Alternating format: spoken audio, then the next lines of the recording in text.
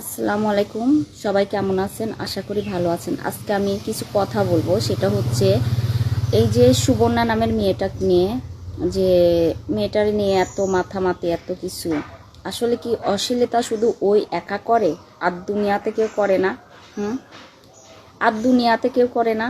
এই যে কারিনা কাউচার নামের একটা মহিলা মারা গেছে, তো ওই মহিলাও তো খুব ভালো পদ্মাশীলী, বা মনে করেন কি যে হজ করে আসি নাই। হুম, ওরে নিয়ে মানুষ সহানুভূতি দেখাচ্ছে, মানে চোখের জলে বন্যা বয়ে ফেলতেছে, আর একজনকে নিয়ে টোল করতেছে। আরে বাঙালির জাত পারিসও তোরা, ঠিক আছে? মানুষের মাথায়ও তুলতে পারোস, মাথার নিচেও নামাইতে পারোস। হ্যাঁ, তোদের ইনসাফ বলতে কোনো কিছু আছে? বিবেক বলতে কোনো কিছু আছে? হ্যাঁ, যে ওই মহিলা মানে বাপের টাকা পয়সা আছে, অঢাল টাকা পয়সা আছে, এই জন্য তাহারে বাহা বাহা দেখাচ্ছে, মানে বাহাদুরি দেখাচ্ছে বা বাহাবা দিচ্ছে। আর ওই যে সুবর্ণা নামের মেয়েটা, ও একজন গরিব ঘরের মেয়ে।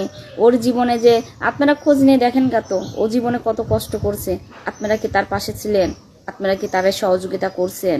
হ্যাঁ, ও যখন ওর তিনটা ছোট ছোট বাচ্চারাই কি যখন ও প্রবাসে গেছিল, বিদেশের মাটিতে গেছিল, তখন কি আপনারা সহযোগিতা করছিলেন?